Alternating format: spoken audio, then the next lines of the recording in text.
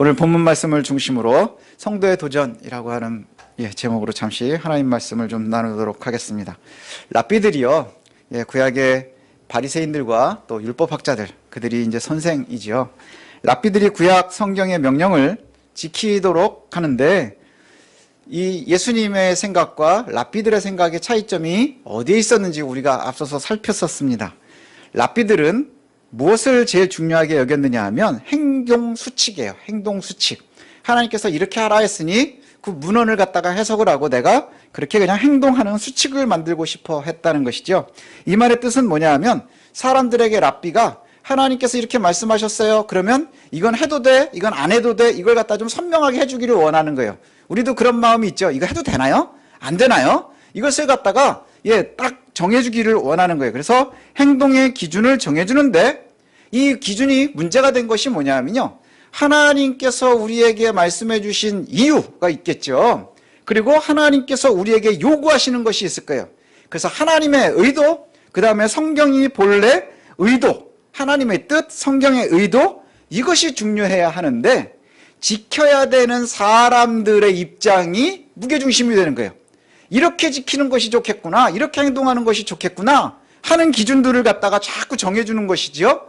그러다 결국은 어떤 문제가 생기느냐, 현대의 법들도 그런 일들인데 문항 조항에 얽매이는 거예요. 법도 그렇죠. 법적으로 사람들이 생각하면 다 A와 B가 분쟁이 있는데 A가 잘못한 게 맞아. 근데 법적으로 따지면 A를 어떻게 할 수가 없는 거예요. 왜요? 문항이 없기 때문에. 법조문에 이것이 없고 이것에 대한 처벌 조항이 없고 뭐 이렇다는 얘기들 많이 들으시죠. 그게 세상 법의 한계예요. 그리고 랍비들의 가르침은요, 하나님의 말씀을 그렇게 한계 가운데로 몰아넣는 결과들을 가져오게 된 거예요. 행동 강령을 만들고 어떻게 하면 우리가 그것을 행동할 수 있을까, 지키는 사람들의 편의와 이런 것들에 무게중심을 두면서 그런 한계를 갖게 되었다는 것이죠. 이렇게 선명한 것 같고요, 또 지키기 쉬운 행동 수칙으로 정리해주면 좋을 것 같은데 사실은 이게 한계가 있어요. 뭐냐? 믿음이라고 하는 것, 선이라고 하는 것, 의라고 하는 것, 하나님을 닮아간다고 하는 것은 행동 수칙에 있지 않고 어디에 있는 거예요? 속사람에 있는 거예요. 전인격에 있는 거예요. 마음도 선해야 한다는 것이죠. 행동만 선해서 되는 것이 아니라 행동도 행동만 하나님의 백성다운 척하고 사는 게 아니라 정말 마음이 있어야 한다는 거예요. 속사람이 있어야 된다는 거예요. 예를 들면 교회는 빠지지 않고 나와요. 하지만 하나님이 그 속에 없을 수 있어요. 여러 이유로 교회 나오는 사람들 많이 있거든요. 그렇지만 정말로 그가 하나님을 잘 섬기고 있는지는 어디에 있는 거예요? 우리는 알 수 없죠. 우리는 알 수 없어요. 속사람이 하나님 앞에 온전히 서는 것이 참 중요하다는 것이죠. 그래서 참 편하게 신앙생활을 하고 싶어요. 점점 그렇지 않나요? 참 편하게 신앙생활을 하고 싶어요. 옛날이나 지금이나 별로 다르지 않아요. 왜 랍비들을 사람들이 따라다녔을까? 신앙생활을 하면서 복받고 잘되고 부자되고 싶은데 문제는 뭐냐? 사람들의 속성은 어떻게라도 조금이라도 편하고 부담 없고 멋지게 신앙생활하면서 다 받고 싶은 거예요. 그렇지 않아요? 그게 뭐랑 똑같은 줄 아십니까? 공부하는 거하고 비슷해요. 아이들 공부할 때 공부 되게 열심히 하고 뭐 잘하신 분들 이러면 공부 어떻게 해야 되나요? 그래서 얼마 전에도 TV 프로에 보니까 서울대 무슨 교수님이 어떻게 하면 공부를 잘하나요? 그랬더니 오래 하십시오. 오래 하래요. 저 초등학교 때부터 듣던 얘기인데 제가 지금 학교에서 가르치는데도 지금도 여전히 뭐라고 얘기하냐? 공부는 엉덩이로 하십시오. 이렇게 얘기한단 말이죠. 그러니까 어떻게 하면 오랫동안 앉아있을 수 있고 어떻게 하면 집중할 수 있을까? 뭐 이런 거는 조금씩 바뀌긴 하지만 변하지 않는 게 뭐예요? 엉덩이로 공부해야 하는 것처럼 하나님의 백성들이 산다고 하는 것, 그것은 편하게 할 수 없어요. 왜요? 하나님께서 우리에게 요구하시는 것이 있으면 요구를 받는 사람 입장에서는 우리가 부담인 거예요. 부담이요. 그 부담은 우리가 감당해야 돼요. 마음으로만 감당하나요? 마음으로도 감당하고 우리가 손과 발과 눈과 우리의 지체로도 감당해야 하는 거예요. 그래야 하나님께서 주시는 그 복 가운데 우리가 거한다고 하는 것이죠. 랍비들이 그렇게 쭉 가르치는 것에 대해서 오늘도 예수님께서요, 너희들의 생각이 틀렸다라고 얘기해요. 너희들이 해석하고 있는 하나님의 율법이 너희가 오해하고 있다, 이렇게 말씀해요. 그래서 우리가 지난번에도 했었죠. 너희가 이렇게 얘기하는 것을 너희가 들었지만, 너희가 그렇게 주워 들었지만 내가 다시 알려줄게. 기준이니까 예수님께서 그 기준을 다시 해석해 주시는 거예요. 원래 변하지 않는 하나님의 말씀을 해석해 주시는데, 어떻게 말씀해 주시느냐? 오늘 너희들이, 랍비들이, 율법학자들이, 바리새인들이 가르쳐준 너희들의 행동 강령, 그게 잘못된 부분이 있거든, 잘못됐거든. 그러니 내가 가르쳐 줄게. 오늘 본문엔 두 가지 주제가 나와요. 하나는 맹세에 대해서, 또 하나는 원수들에 대해서 이렇게 나오거든요. 여기 보면 첫 번째 맹세에 대한 이야기들이 나오는데, 교묘하다고 하는 것, 이단들도 마찬가지예요. 교묘하거든요. 이단들이라고 해서 이제 가끔 가다가 저한테 이러이러한 이 단체는 어떤가요? 그럼 저는 이제 이단들을 잘 몰라요. 제가 여러분들한테도 자주 말씀드리는 것처럼 이단에 대해서 고민하지 마십시오. 왜냐하면 우리가 잘 가고 있는 거니까 자꾸 이게 이럴까 저럴까? 왜냐하면 이단들은 계속 모양도 바뀌고요. 그 다음에 자꾸 바뀌기 때문에 우리가 구별하기가 쉽지 않아요. 사실은요, 저도 구분하기가 쉽지 않아요. 그래서 이단인지 아닌지를 알려면 교단에서 신학자들이 뭐 여러 가지로 해가지고 뭐 설교도 모으고 책도 모으고 그래서 이걸 다 분석하고 해서 그게 결국은 한 1년 정도를 연구를 해야 여기는 이게 잘못됐고 이게 잘못됐고 이 메시지에서는 여기가 틀렸고 이런 얘기가 나오거든요. 우리가 그걸 알기가 쉽지 않아요. 그럼 어떻게 하면 되느냐? 그냥 가장 기준에 있는 데서 벗어나지 않으면 되는 거예요. 근데 사람들이 자꾸 이것을 벗어나고 싶어 해요. 왜요? 그럴듯해서. 듣고 싶은 얘기를 해주기 때문에. 아까 초두에도 말씀드렸죠? 믿음의 생활을 한다고 하는 것은 부담인 거예요. 근데 그 부담 없이 내가 듣고 싶은 걸 듣고 싶어 할 때는 실수할 수 있다는 것이죠. 오늘 맹세에 대해서도 이렇게 시작을 해요. 또 옛사람들에게 말한 바 헛 맹세를 하지 말고 내 맹세한 것을 주께 지키라 하였다는 것을 너희가 들었으나, 똑같은 패턴이죠. 옛사람들이 말한 바 뭐예요? 너희들에게 구전으로 하나님의 말씀을 풀어서 해석해준 랍비들의 이야기는 뭐라고 얘기하느냐? 헛된 맹세를 하지 말고 내 맹세한 것을 주께 지키라 하는 걸 너희들이 들었지, 이 얘기예요. 그럼 그 얘기는 패턴으로 하면 이 말이 틀렸어, 이 얘기거든요. 이 말이 틀렸어. 이 구절을 이렇게 대충 읽어보면 우리가 율법에 대한 맹세 요걸 보면 마치 구약에 나오는 하나님의 말씀을 갖다가 몇 가지를 요약해 놓은 것 같은 느낌이 들죠. 그렇죠? 맹세하지 말라, 맹세한 것은 주께 지키라 이렇게 했다는 것이죠. 근데 이게 구약에 나오지 않아요. 가장 비슷한 구절들을 찾으면 제일 첫 번째는 뭐냐? 10계명의 3계명입니다. 너희는 여호와의 이름을 망령되게 일컫지 말라 하는 말씀이 나오고요. 그 다음 또 비슷한 얘기를 갖다가 구약에서 찾으면 레위기에 이런 말씀이 나와요. 19장에 너희는 내 이름으로 거짓 맹세함으로 내 하나님의 이름을 욕되게 하지 말라. 내 이름으로 거짓 맹세를 잘못해서 하나님의 이름을 욕되게 하지 말라. 그 다음에 또 한 가지는 뭐냐면 신명기에 보면 너희가 하나님께 서원하거든 갚기를 더디하지 말라. 하나님과의 약속을 지키면 자꾸 뒤로 미루지 말고 빨리 하라. 뭐 이 정도가 나오거든요. 근데 하나님께서는 함부로 하나님의 이름으로 사용하지 말라. 이게 되게 복잡해지기 시작해요. 되게 복잡해지기 시작해요. 근데 랍비들의 이야기, 이거 예수님께서 왜 이것이 잘못되었다라고 말씀하실까요? 요 말의 뜻, 우리가 맹세를 지키라, 뭐라 그랬죠? 헛된 맹세를 하지 말고 내 맹세한 것은 주께 지키라 했던 요 내용을 갖다가 다시 해석을 해주면 이런 의미를 갖는 거예요. 말하는 사람, 맹세하는 사람이 하나님께 하나님의 이름으로 맹세하면 하나님이 증인이 되어주는 거예요. 맞죠? 맞는 것 같죠? 그래서 내가 하나님의 이름으로 맹세하면 하나님이 내 증인이 되어주시는 거예요. 그리고 하나님과 약속했으니 빨리 갚아라 하는 말이거든요. 그 요 앞에 있는 말들을 갖다가 잘 보니까 맞는 것 같아요. 서운하면 빨리 갚아라. 더디 갚지 말고. 그런데 요 얘기는 우리가 실수하는 부분이 있는 거예요. 맹세하는 사람이 하나님의 이름으로 맹세하면 하나님이 증인이 되어주시느냐? 요 부분이에요. 뭐와 비슷하냐면 우리 요즘의 시대로 따지면 이거와 비슷한 거예요. 내가 기도하죠. 예수님의 이름으로 기도합니다. 그래서 기도를 열심히 해요. 그럼 반드시 하나님은 들으시고 응답하셔야 되느냐 하는 거예요. 그렇지 않죠? 기도를 들으시고 응답해 주시고 그것이 옳은지 틀린지를 구분하는 것은 하나님의 기준인 거예요. 우리의 기준에 있지 않은 거예요. 우리는 열심히 하나님의 뜻에 맞는 기도를 하는 것이죠. 하나님께서 원하시는 기도를 하고요. 그 삶을 따라갈 때 하나님이 우리에게 복도 주시고 은혜도 주시고 견딜 수 있게 하시고 힘을 주시는 거예요. 그런데 우리가 하고 있는 오해 중에 하나는 뭐냐? 내가 원하는 것을 그저 예수님의 이름으로 부르면 예수는 우리에게 응답해야 되고 그것의 증인이 되어야 될 의무를 가지고 있는 줄 아는 거예요.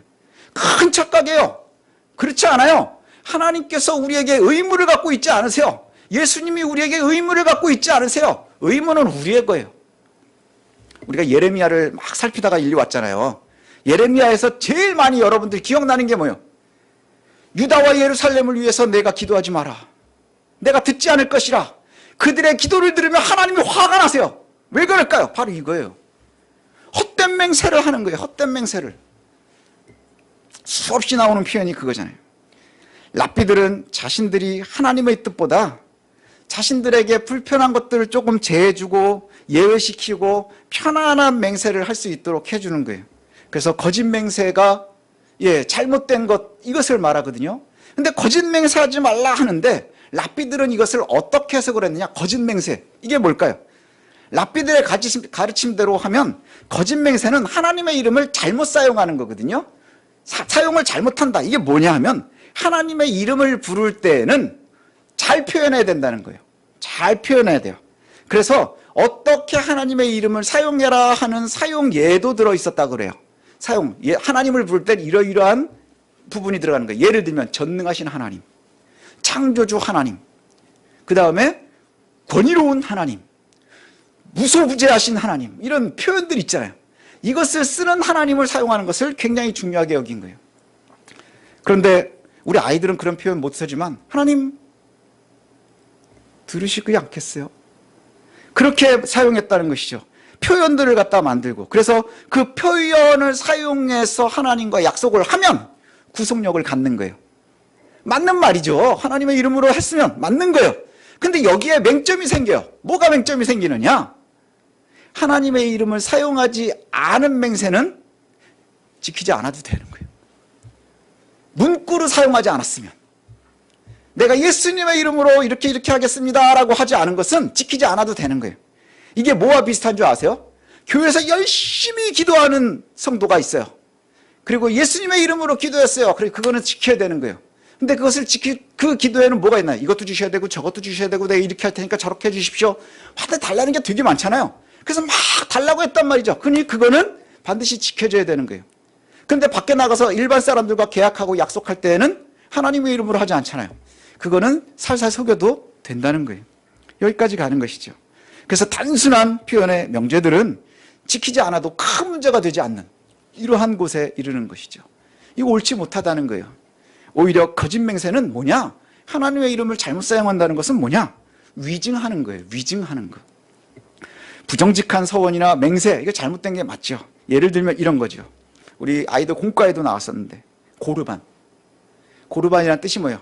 주께 드린 바 되었다라는 뜻이에요. 내 재산을 갖다가 고르반하고 맹세라는 거예요. 여호와의 이름으로. 내 재산은 하나님 거예요. 내 하나님이 오늘 그래? 그러면은 이걸 빼가지고 이체해가지고 내 잔고로 옮겨, 뭐 이렇게 말씀 안 하시잖아요. 그냥 맹세를 하는 거예요. 내 것, 이 재산은 다 하나님의 것이 되었습니다 라고 맹세를 하는 거예요. 여호와의 이름으로. 그럼 그것은 어떻게 해야 돼요? 반드시 지켜야 돼요. 그래서 돈을 부모님께 안 쓰는 거예요. 그게 고르반이에요. 예수님께서 고르반을 갖다가 막 얘기하시면서 혼내시면서 하신 말씀입니다. 니네가 고르반 되었다고 부모를 공경하지 않는 거예요. 하나님께서 그것을 원하시지 않는다는 거예요.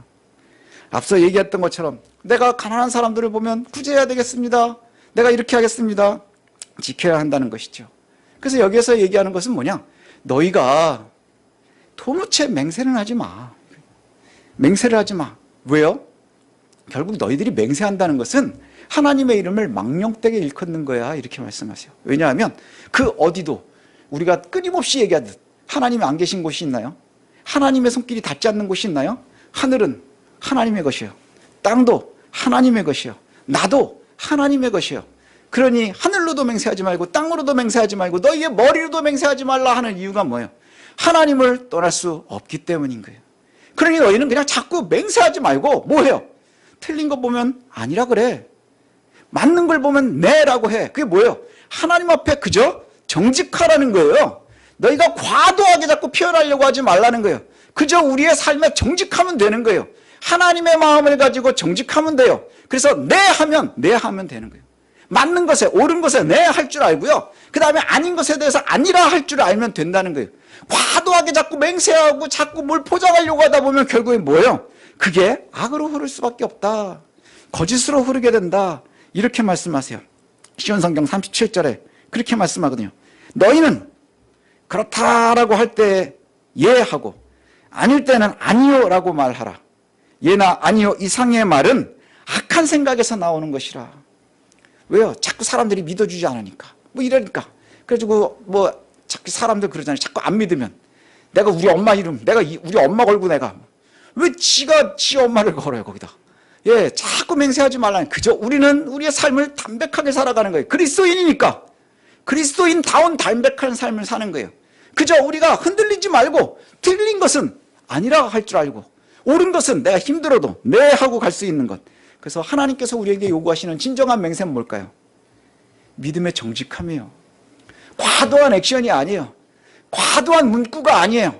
하나님께서는 우리의 아주 담백한 믿음의 행동을 요구하고 계시는 거예요. 믿음의 행동을 갖다가 요구하고 계신다는 거예요. 이것이 우리들의 삶이 되었으면 좋겠어요. 과하게 포장할 필요도 없고요. 뭐 이런 척할 필요도 없는 거예요. 그저 내 삶 속에서 하나님의 말씀대로 하나님 주시는 마음을 따라서 그저 아닌 것은 아니라 거절할 수 있고 옳은 것은 옳다라고 얘기할 수 있어야 한다는 것이죠. 그래서 또 두 번째로 우리에게 요구하시는 것이 있어요. 뭐냐? 바로 힘든 거예요. 그래서 정말 힘드니까 학자들이 이것을 좋아해요. 뭐냐 하면 악인들에게 대해서 어떻게 할 거냐, 원수들에 대해서 어떻게 할 거냐, 악한 자들에게 원수들에게 우리가 어떻게 해야 될 것이냐. 하나님께서 철저하게 사랑의 태도를 보이길 원하세요. 이게 참 우리에게 어렵습니다. 그래서 이 산상수훈의 최고 지점이 여기라고 학자들이 얘기를 해요. 가장 어려운 일 아니겠습니까? 저는 원수가 아니어도 나한테 조금만 괴롭히면 미워요. 저만 그런가요? 아닌 척하지만 아니면 아니요 하십시오. 예, 이게 참 어려운 게 뭐냐면 이 세상을 대하는 성도들의 삶의 태도를 말씀하시기 때문에 어려운 거예요. 삶의 태도. 어떤 태도를 가지고 세상 속에서 우리가 살아가야 되느냐. 한데 이것이 아까 처음에 말씀드렸죠. 믿음을 갖는다는 것, 하나님의 말씀대로 살아간다는 건 우리에게 부담이에요. 자꾸 여기서 벗어나려고 하지 마십시오. 그것을 우리가 잘 감당하려고 해야 되는 거예요. 마음의 부담이 되고요. 손발의 부담이 실제로 되는 거예요. 여기 랍비들이 그렇게 가르치거든요. 눈은 눈으로, 이는 이로 갚으라 하는 것 너희가 들었으나. 이게 똑같은 패턴이죠. 눈은 눈으로, 이는 이로 갚으라 하는 말을 들었으나. 이 말씀 많이 나와요. 어디에 나오냐? 출애굽기에도 나오고 레위기에도 나오고 신명기에도 나와요. 심지어는요, 이 오경보다 조금 일찍 쓰여졌던 함무라비 법전에도 나와요. 함무라비 법전에도 눈에는 눈, 이에는 이 이렇게 나온단 말이죠. 그래서 어떤 학자들은 그거 베낀 거다라고 얘기하는데 베낄 만큼 가깝지도 않고요. 예, 그 다음에 그 의미가 아주 달라요. 오히려 아주 달라요. 뭘 의미하느냐? 랍비들은 이것을 이렇게 가르쳐요. 보복법으로 가르쳐요. 그래서 눈에는 눈, 이건 뭐예요? 받은 만큼 돌려줘. 한 대 맞았으면 한 대를 때려야 되는 거예요. 두 대 맞았으면 두 대를 때려야 되는 거예요. 함무라비 법전에는 눈에 눈, 이에 이, 이것도 그 얘기예요. 함무라비아가는 큰 아주 힘 있는 왕이 섰어요. 바빌로니아 지역에. 근데 거기에 처음으로 성문법이라고 하는, 그러니까 글로 써가지고 법을 정해놓거든요. 거기에 눈에는 눈, 이에는 이 이런 표현이 나온다고 그래요. 그 의미를 학자들은 뭐라고 해석을 하냐면 함무라비의 구원이 때문에 네가 하나만큼 잘못해? 그럼 내가 반드시 하나만큼 갚아줄 거야. 보복법이 맞아요. 예, 네가 이 일만큼 내 일을 뺏었어? 그럼 내가 반드시 내 일을 할 거야. 그래서 함무라비의 권위를 드러내는 거예요.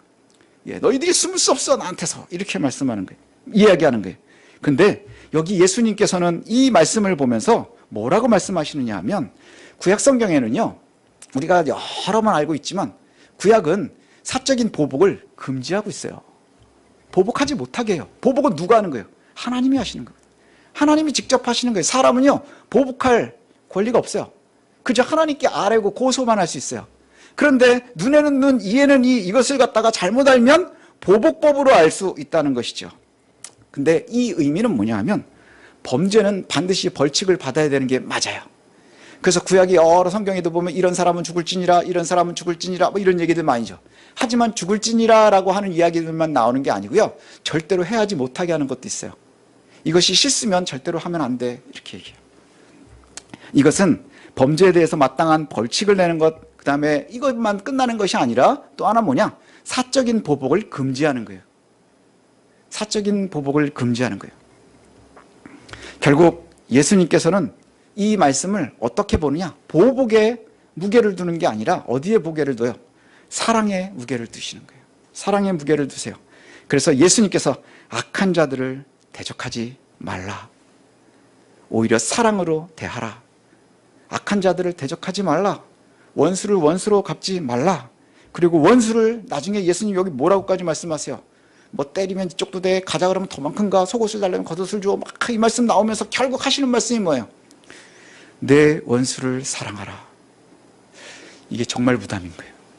이게 쉽지 않은 거예요. 정말 쉽지 않은 거예요. 우리에게 가장 큰 짐이 바로 이거예요.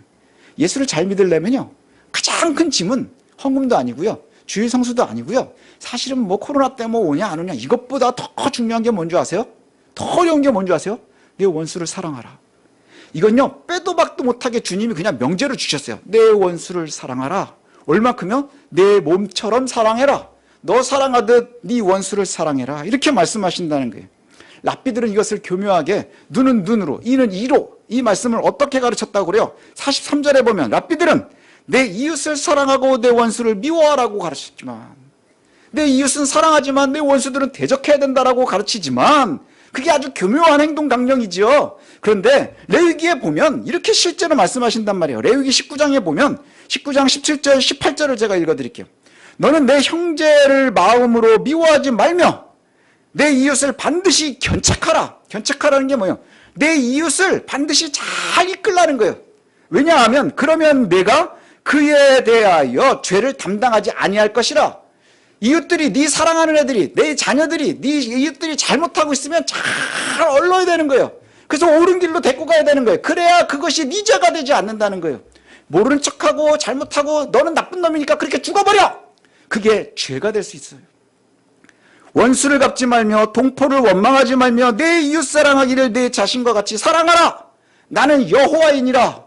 하나님께서 아주 명제를 주셨어요. 내 이웃을 내 몸과 같이 사랑하라. 근데 랍비들의 이야기는 뭐예요? 내 이웃은 사랑하고 원수는 미워하라 가르쳤지만, 성경을 가만히 봐봐. 내 이웃을 미워하지 말고 잘못되고 있으면 잘 견책해야 되는 거예요. 혼내는 게 아니라 잘 지도해야 하는 거예요. 그리고 내 이웃을 원망하지도 말고 이웃을 사랑하기를 네 자신을 사랑하듯 해라.